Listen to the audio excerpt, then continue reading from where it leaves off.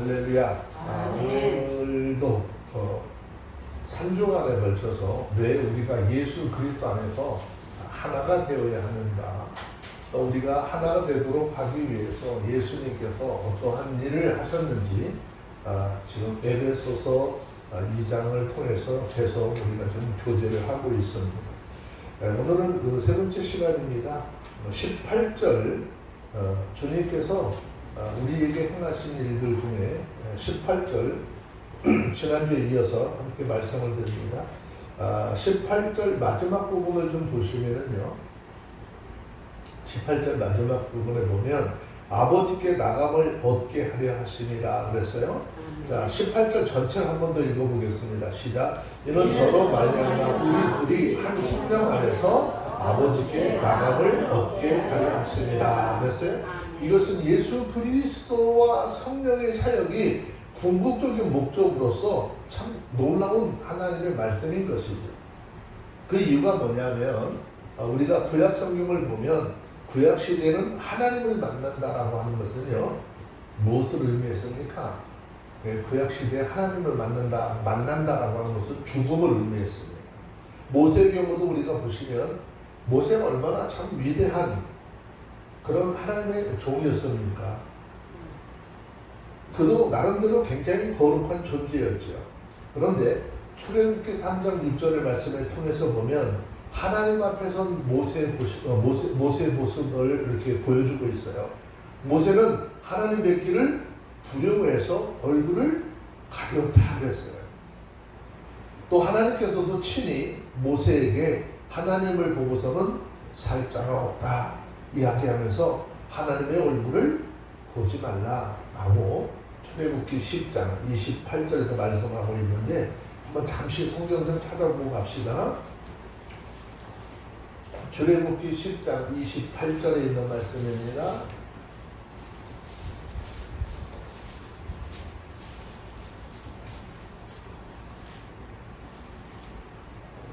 네, 찾으셨으면 출애굽기 10장 28절 읽습니다. 시작. 모세에게 이르시되 너는 나를 떠나가고 스스로 삼가 자신의 얼굴을 보지 말라. 내 얼굴을 보는 날에는 죽으리라. 네, 33장 20절로 넘어가서 한 절 더 볼게요. 출애굽기 33장 20절.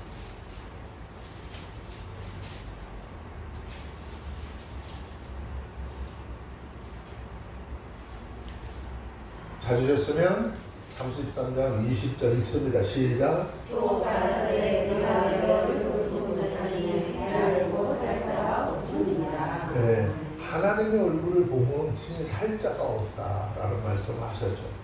자, 이것은 어떤 의미일까요? 이렇게 하나님을 대면하면 어떻게 사람이 대면해서 하나님을 볼 수 없는 것이고, 하나님을 대면해서 어떻게 두려움과 공포에 떨었던 그런 인간의 모습을 보여주고 있죠.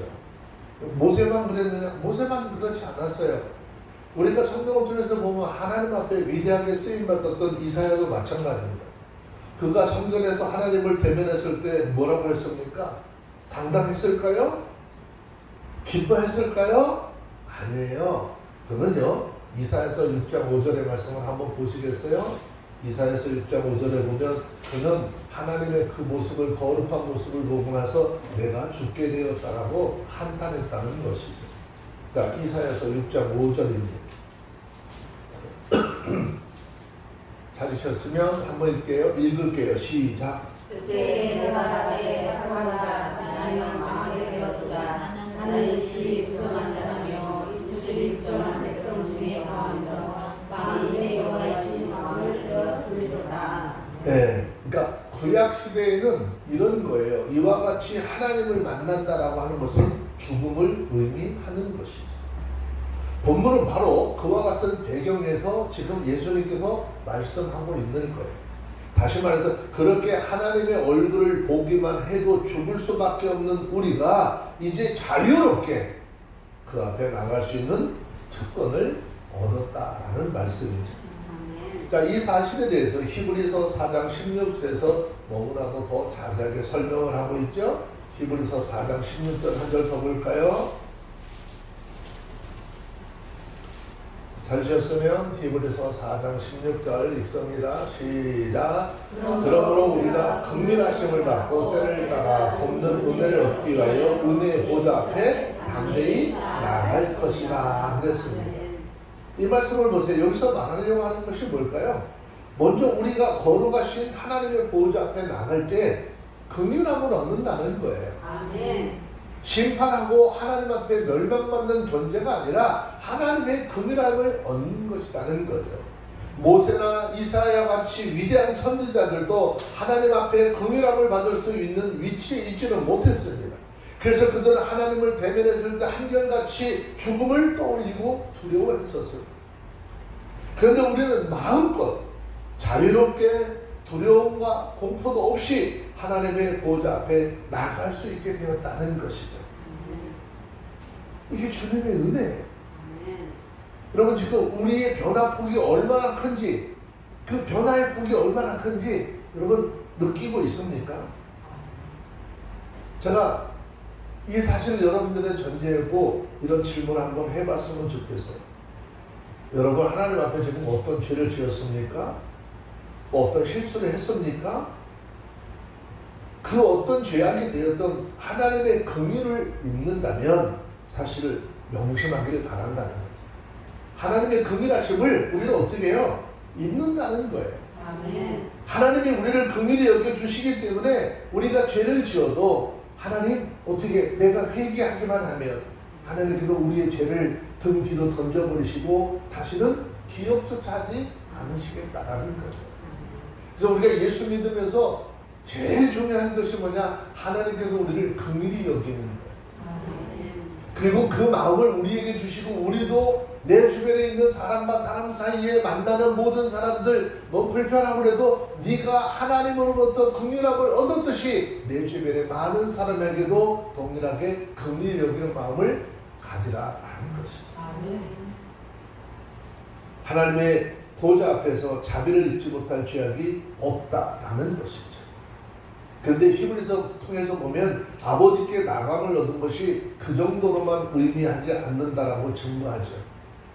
무엇이라고 증거하고 있습니까? 때를 따라 돕는 은혜를 얻는 것이다 라고 했습니다. 아멘. 이것이 우리가 그리스도인으로서의 누리는 특권을 얻게 된 하나님의 자녀이고 하나님의 보좌로 나갈 수 있는 아주 진면목이다라는 것입니다.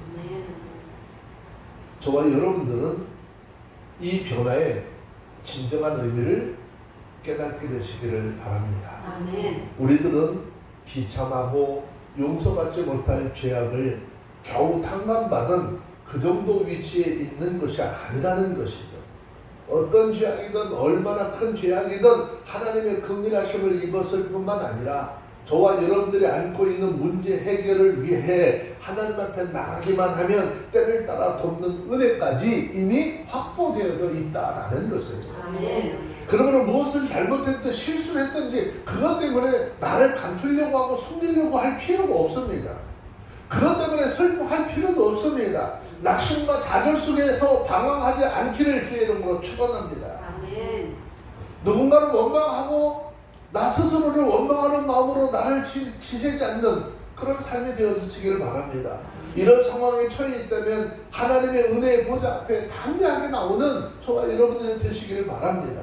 우리에게는 영원한 은혜를 베푸시는 예수 그리스도가 함께 하고 있기 때문이죠. 성경 로마서 5장 2절에서 말미암아 이렇게요. 5장 2절에서 말씀하잖아요. 또한 그로 말미암아 우리의 믿음으로 서 있는 이 은혜에 들어감을 얻었으며 하나님의 영광을 바라보고 즐거워하느니라. 아멘. 바울은 예수 그리스도를 통해서 얻게 된 또 다른 특권에 대해서 이야기를 했잖아요. 전체 우리가 은혜 안에 들어가게 된 것이 예수 그리스도의 증거를 통해서 되었다라고 하는 것을 강조하고 있는 것입니다. 지금 하나님의 우편 보좌에서 예수님께도 우리를 위해서 끊임없이 기도하고 계시다는. 두 번째, 우리가 그 은혜 안에 들어가게 된 것이 우리 힘과 우리 의로 된 것이 아니라 믿음에 의한 것이다라고 이야기하고 있습니다. 즉 우리가 하나님이 예비하신 은혜에 참여할 수 있게 된 것은 오직 믿음에 의해서 이루어졌다라는 것이죠. 세 번째는 우리 믿음에 의해서 은혜 안에 있다는 거죠. 우리가 받은 은혜는요, 어쩌다가 한 번씩 하나님 앞에 나갈 수 있는 그런 은혜가 아니라는 것이죠. 아멘. 우리가 믿음을 얻은 은혜는 불안정하고 변동이 있는 것 아니라는 거예요.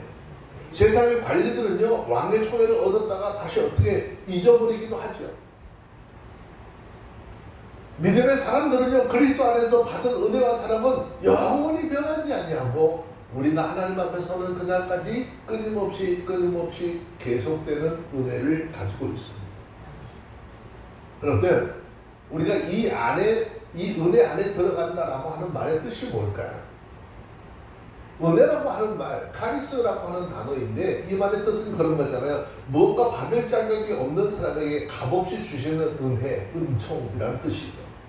본문에서 말하고 있는 이 은혜는 의롭다함을 받을 자격이 없는 죄인이 의인으로서 대접을 받게 된 것을 의미하는 것입니다. 죄송합니다. 그리스도인들은 예수 그리스도로 인하여서 의인으로 인정이 되어서 하나님의 사랑을 받는 존재가 되었다라는 것이죠. 그리고 들어갔다라고 하는 말은요, 인도함을 받는다라고 하는 의미도 있어요. 그러니까 결국 이 말씀의 뜻은 예수 그리스도를 통해서 우리가 하나님 전에 가까이 접근하게 되어줄 수 있고 또 들어갈 수 있게 되었다라는 것이죠. 그래서 믿음으로 의롭게 된 사람들이 하나님의 영광을 바라보고 즐거워하느니라 그랬어요. 믿음으로 의롭게 된 그리스도인들이 이 세상의 명예나 재물이 아니라 하나님의 영광을 바라보고 즐거워하게 되었다라는 것입니다. 하나님의 영광은요, 종말에 가서 완성될 하나님의 나라에서 얻을 영광을 의미하는 것입니다. 하나님의 영광은 이미 과거에도 예수 그리스도를 통해서 나타났습니다. 특별히 이 영광은 예수님의 부활을 통해서 가장 두드러지게 나타났죠. 그리고 하나님의 영광은 천지도 부분적이기는 하지만 교회와 예배를 통해서 선포되는 하나님의 말씀과 또 여러 가지 표정을 통해서 나타나기도 합니다.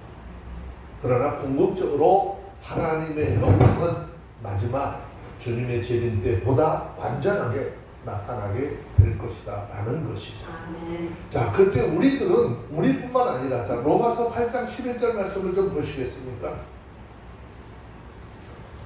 그때가 되면 우리들뿐만이 아니라 로마서 8장 11절 보면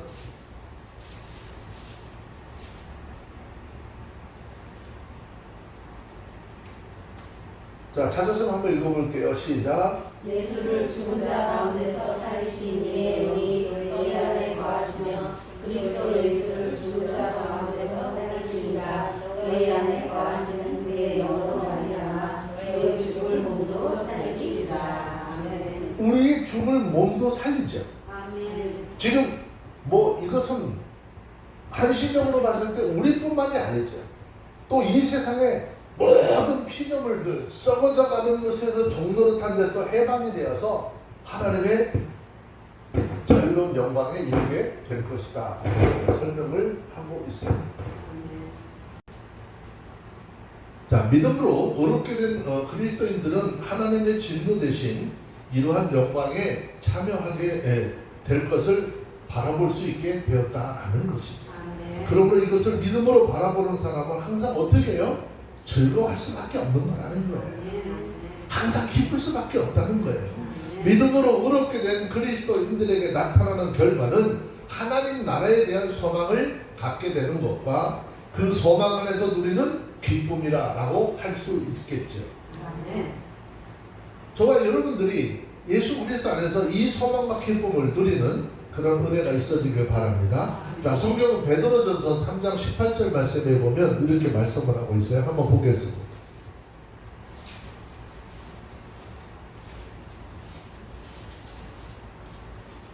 베드로전서 3장 18절에 있는 말씀입니다. 읽겠습니다. 시작. 그리스도께서도 한 번 죄를 위하여 죽으사 의인으로서 불의한 자를 대신하셨으니 이는 우리를 하나님 앞으로 인도하려 하십니다. 육체로는 죽임을 당하시고 영으로는 살리심을 받으셨으니 그랬어요. 그러니까 예수 그리스도의 이 은혜로 말미암아 이제 우리가 뭐죠? 하나님 나라의 권속이고 하나님 나라의 시민이 되었고 하나님 나라의 자녀가 되었다라는 거예요. 자, 그렇기 때문에 에베소서 2장 19절 말씀에서 이렇게 말씀하고 있습니다. 한번 더 볼게요. 에베소서 2장 19절 본문 말씀입니다. 읽겠습니다. 시작. 그러므로 어제부터 너희가 외인도 아니요 성도 아니요 오직 성도들과 동일한 시민이요 하나님의 권속이라. 네, 우리 모두가 하나님 나라의 시민이고 그 가정에 믿음의 가정 안에 권속이 되었다라는 것이죠. 자, 그런데 이 말씀을 가지고는요, 주님께서 우리에게 베푸신 그 놀라운 은혜를 실감하기가 조금 어렵죠. 이게 지금 무엇을 말씀하려고 했는지 좀 감을 잡기가 어렵습니다. 그래서 사도 바울이 뭐죠? 성도들과 동일하다라고 하는 말의 표현을 사용하고 있는 것입니다. 이 말은 우리가 흔히 말하는 성인들, 신앙의 위인들을 가리키는 것이라고 볼 수 있는 것입니다. 여러분, 아브라함과 모세와 엘리야를 한번 생각해 보신 적이 있나요? 뭐 꼭 구약의 성인들이 아니어도 좋습니다. 교회사를 돌아보면 빛나는 위대한 인물들이 얼마나 많은지 모르겠어요. 우리 같은 죄인으로서는, 우리 같은 성경으로서는 도저히 그 사람들의 그림자조차도 밟을 수 없다라고 생각되는 성인들이 얼마나 많냐라고 말씀하고 있는 것이죠. 그런데 어떻다는 거예요? 저와 여러분들이 바로 그들과 조금도 다를 바 없는 하나님의 나라의 일원이 되었다라는 것입니다. 그 나라 시민이 되었다라고 하는 표현만으로도 그 영광스러움과 자랑스러움이 어떻게 좀 잘 실감나지 않나요? 따라서 사도 바울이 그 가정의 권속이 되었다라고 우리를 어떻게 표현하고 있는 거예요. 지구상에서 유일하게 미국 시민권을 가진 자들이 굉장히 큰 자부심을 가지고 있죠. 미국이라고 하는 사회는 자국민이 어디 포로로 끌려가거나 납치되잖아요. 절대 그냥 놔두지 않아요. 끝까지 협상을 하든지 끝까지 어떻게 했든지 그들을 데리고 오죠. 미국 시민권을 가졌다, 시민권자가 굉장히 큰 자부심을 가지고 있어. 그런데 하나님께서 이 세상의 악한 것들, 그 무엇이 우리를 건들지 못하도록 우리를 하나님 나라의 시민권을 주셨다는 거죠. 얼마나 크고 감사한 일이에요. 저와 여러분들이 이런 사실을 좀 실감이 나야 합니다. 이것이 실감이 나도록 하는 것이 성경에 기록한 하나님의 말씀입니다. 그것은 바로 예수님께서 친히 우리에게 들려주신 부자와 거지 나사로의 이야기입니다. 그 이야기 가운데 등장하는 거지 나사로를 한번 좀 보실까요? 그의 몰골은 어떻습니까? 정상적인 사람의 몰골이 그는 부잣집 대목간에 기거하는 그런 삶을 살죠. 음식 쓰레기를 뒤지고 또 잔치상에서 먹는 밥상에서 던져지는 그 음식으로 생명을 연장을 하면서 동시에 그 집안에서 먹이는 개들이 와서 상처가 난 그것을 계속 핥았다. 이 삶을 돌아보면 사람이 사는 것일까? 아니 어떻게 보면 죽지 못해서 사는 인생이라고 이야기할 수 있겠죠. 그런데 그가 그렇게 비참한 삶을 살았지만 죽었을 때 어떻게 되었습니까? 성경은요, 누가복음 16장 22절 말씀에 보면 이 거지 나사로가 죽어서 아브라함의 품에 들어갔다라고 증거하고 있어요. 바로 이것을 우리 가운데 지금 사도 바울을 통해서 이야기하고 있어요. 과거 우리의 삶이 이 부잣집 문 앞에서 사는 거지 나사로와 같았던 우리들이지만 예수 그리스도의 은혜로 우리가 예수를 믿는 믿음으로 말미암아 거룩하고 영광스러운 하나님의 나라에 들어가게 하셨다는 거지. 이것이 바로 성도들과 동일한 시민이요 하나님의 권속이라고 하는 이 말 속에 함축되어져 있는 의미인 것이죠. 말하자면 아브라함과 저울에 달아서 한치도 부족함이 없고 하나님 나라의 시민과 권속으로 받아들여졌다라고 하는 것을 보여주고 있는 것입니다. 어떤 의미로 거지 나사로의 의라는 측면에서 우리 모두의 실상을 아마 보여주는 그런 인물이지 않을까라는 것이죠. 다시 말해서 우리가 누더기를 걸쳐 있고 우리의 영혼이 심히 병이 들어서 그런 상태에 있었다는 거죠. 예수 믿기 이전에 우리의 영적인 모습은 그런 거예요. 이미 사도 바울은 에베소서 1장 1절로 3절에서 그러한 상태를 우리에게 역설적으로 설명을 한 바 있습니다. 그런데 예수 그리스도의 십자가의 보혈의 능력으로 말미암아 그의 십자가의 공로로 말미암아 어떻게 되었다는 것이죠? 우리가 그 거룩한 성도들의 공동체에 들어가기에 조금도 부족함이 없도록 받아들여졌다라고 하는 것이죠. 아멘. 그렇다면 우리 모두는 이 감격을 삶 속에서 누려야 하는 것입니다. 아멘. 이 기쁨과 감격이 저와 여러분들의 삶을 주장하고 저와 여러분들의 지금 삶을 어떻게 이 속에서 이 하나님의 은혜로 감격하고 기뻐하는 삶을 살고 있느냐라고 하는 거예요. 아멘. 지금 왜 사도 바울이 이런 얘기를 하고 있을까요? 왜 사도 바울이 에베소 교회 성도들에게 영안의 눈에 뜨기를, 믿음의 눈에 뜨기를 간절히 기도하고 있습니까? 바로 그들이 이러한 사실을 알기를 원했기 때문이에요. 주님께서 이미 수없이 많은 은혜를 베풀어주고 이렇게 해왔는데 그것을 인지하지 못하는 거예요. 깨닫지 못하는 거예요. 이제 이것을 제대로 알고 하나님께서 베푸신 은혜를 깨달아서 너희의 삶이 감격하고 감사하기를 바랬기 때문이다 라는 것입니다. 아멘.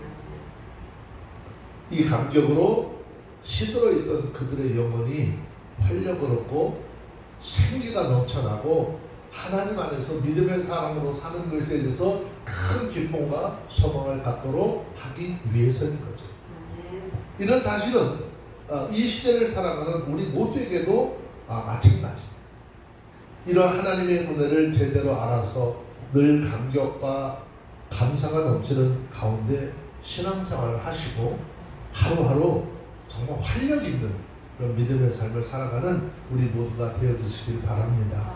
우리 신앙생활 어쩔 수 없이 하는 거 아니에요. 기쁨과 감사함으로 날 구원하신 그 주님의 은혜 안에서 감사가 넘치는 삶을 살아야 하는 것입니다.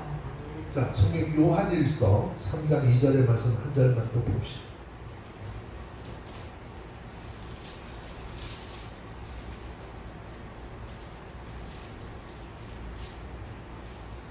요한일서 3장 20절.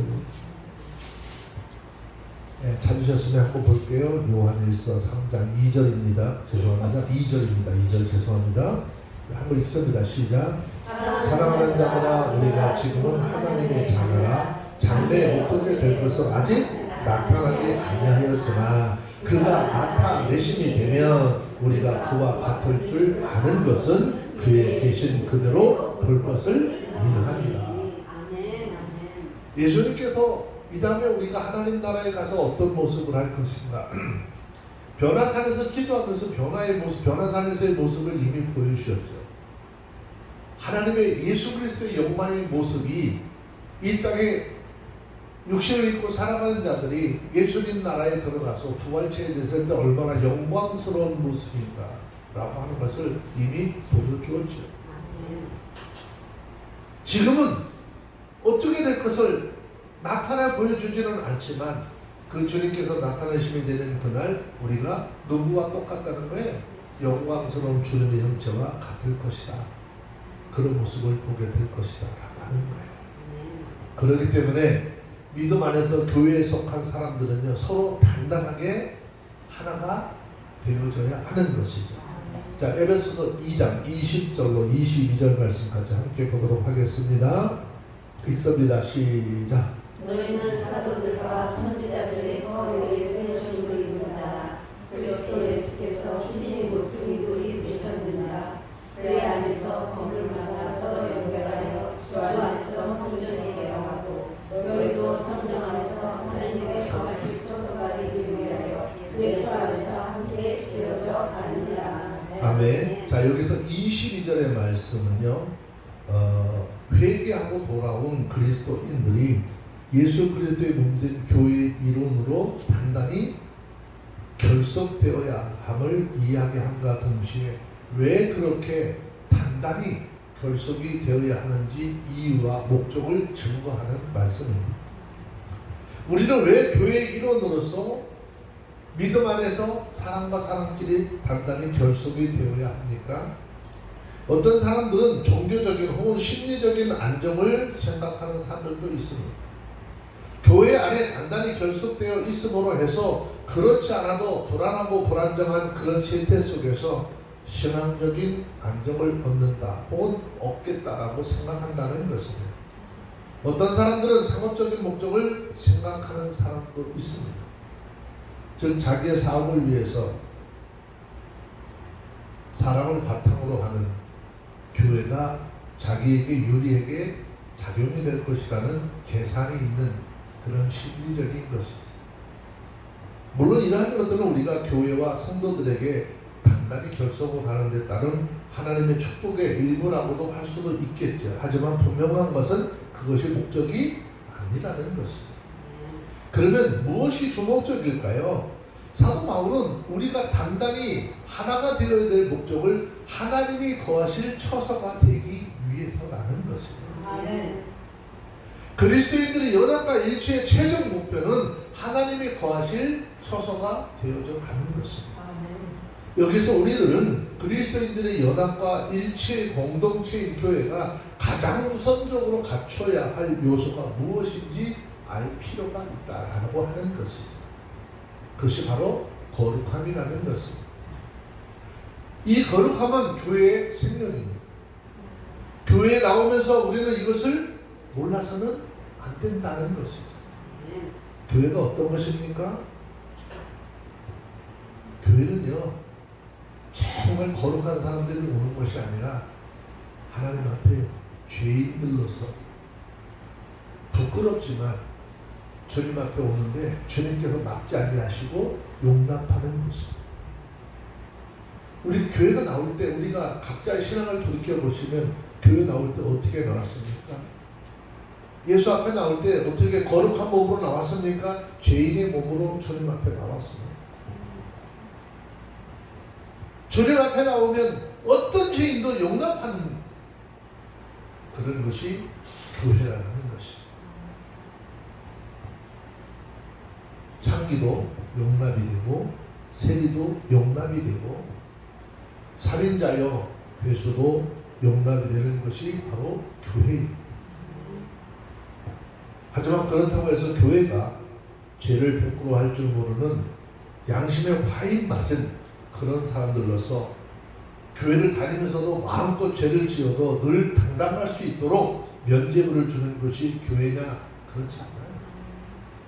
오히려 교회라고 하는 것은 그러한 세상에서 용서받을 수 없고 용납될 수 없고 다시 재생이 불가능한 그런 죄인들을 불러서 회개시킨 후 거룩하게 만드는 것입니다. 사람의 힘으로 아니요, 하나님의 말씀과 성령의 능력으로 변화시키는 것입니다. 올 때는 죄인의 모습으로 왔지만 일단 교회에 발을 들여놓은 애는 거룩해져야 하는 것이죠. 어떤 분들이 그렇게 얘기해요. 아, 나를 하나님께서 요 모양으로 만들어놨으니까 나는 이대로 살다 죽을래. 아니, 그렇지 않아요. 그건 자기 아집이에요.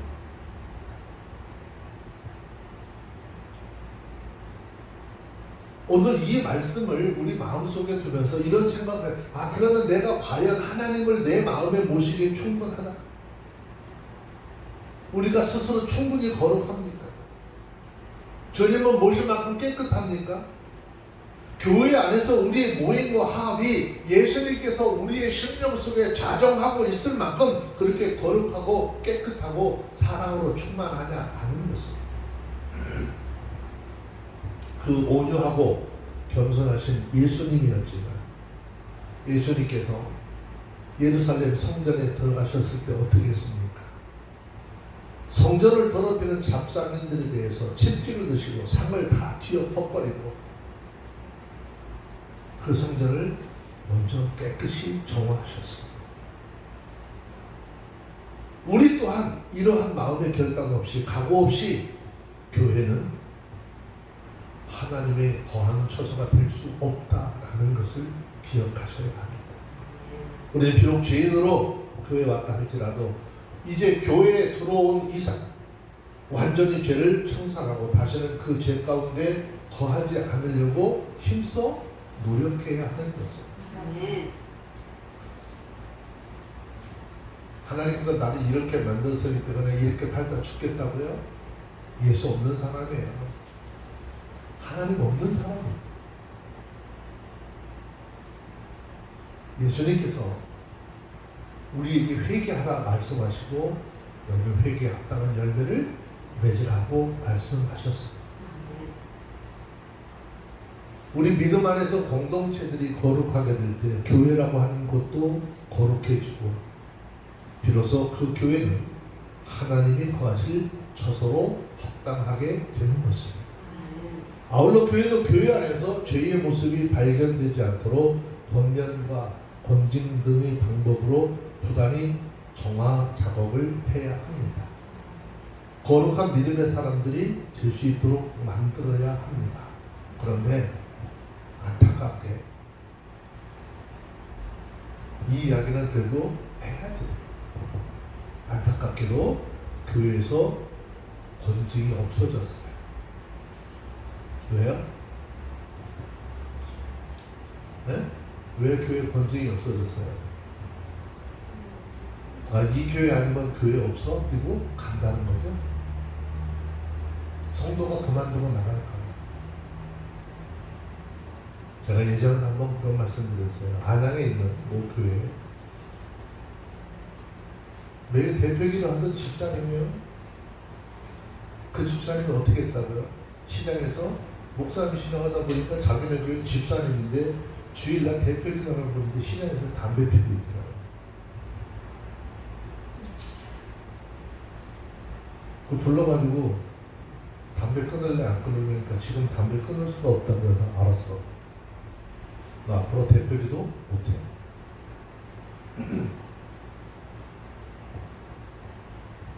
3개월 있더니 교회 나간다고. 그 목사님은 나가라. 얘기했잖아요, 제가. 집사님, 소주 한 잔 더 하실래? 네? 집사님 담배 있어요?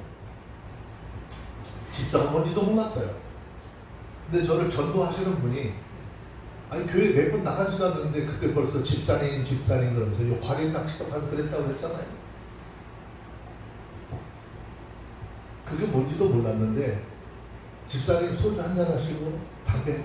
근데 옆에 사람들이 지나가면서 자꾸 쳐다보길래 왜 쳐다보라 그랬어요. 나는 집사가 아닌데 옆에 있는 사람은 자꾸 집사라고 그러지.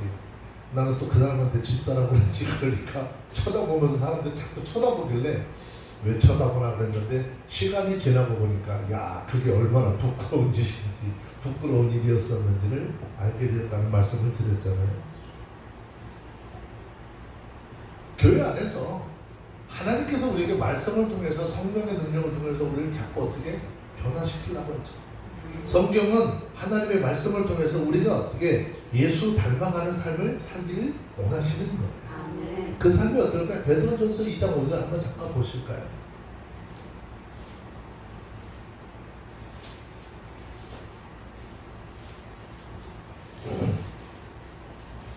베드로전서 2장 5절입니다.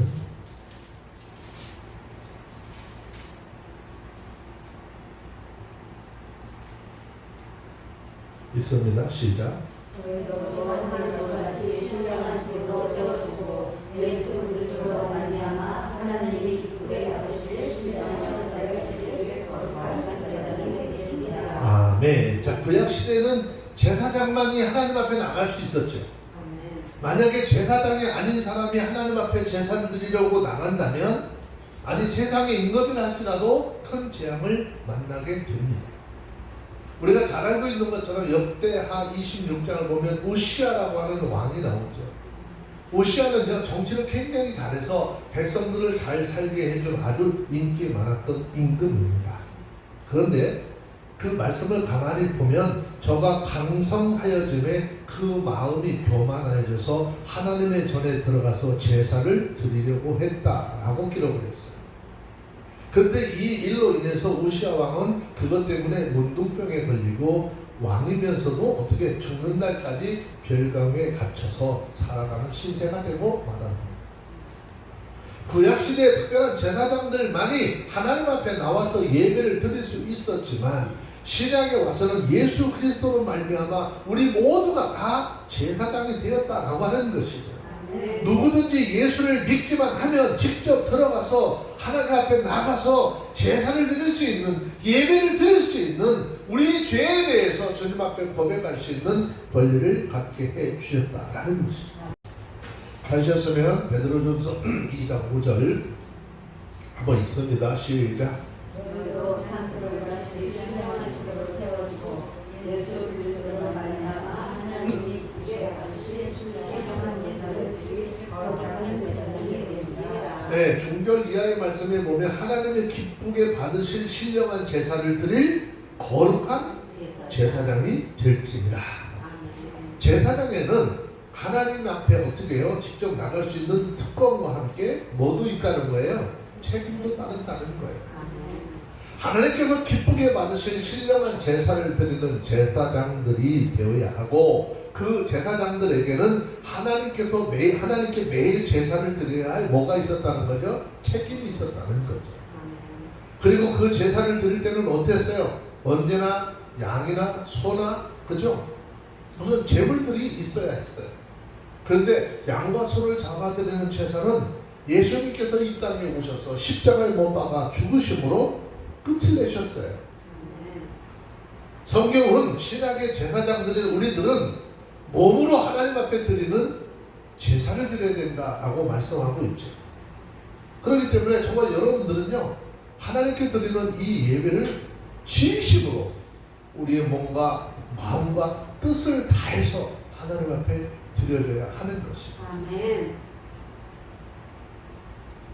우리가 정말 몸과 마음과 뜻과 정성을 다해서 하나님 앞에 예배를 드릴 때 그거 하나님께서 기뻐 받으시는 예배가 된다는 거죠. 아멘. 우리는 이것을 위해서 어떻게 해요? 최선을 다하는 믿음의 사람들이 되어져야 하는 것이죠.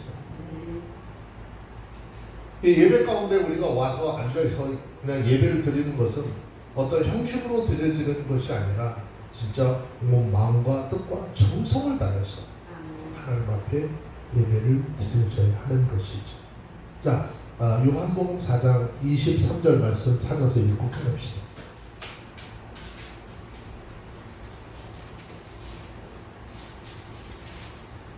요한복음 4장 23절 말씀.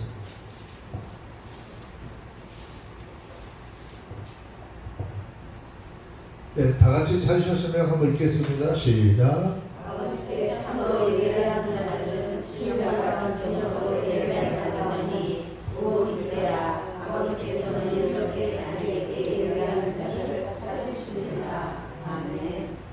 기도하겠습니다. 거룩하신 하나님 감사합니다. 참으로 우리 주님께서 받으시고 또 예배하는 자들을 찾으실 것이라 하였는데, 신령과 진정으로 예배할 때 주님께서 그렇게 예배드리는 자를 찾으실 것이라 하였으니, 하나님이 일의 교회를 통해서 드려지는 예배가 주님이 받으시고 주님이 찾으시는 예배자들의 삶이 되게 하여 주시옵소서. 주님의 크신 사랑으로 우리 가운데 함께하여 주시고 주님의 능력으로 우리에게 새롭게 하시는 귀한 은혜만 있게 하여 주시고, 오늘 3주에 걸쳐서 예수 그리스도 안에서 하나가 되게 하라고 명령하시고, 우리가 왜 하나가 되어야 하는지 주님께서 어떠한 일을 이루셨는지 말씀하셨습니다. 그 말씀을 따라 행하게 하시고 믿음으로 의를 이루어서 주님 기쁘게 해드리는 우리 모두가 되게 하여 주시옵소서. 우리 주 예수님의 이름으로 기도합니다. 아멘.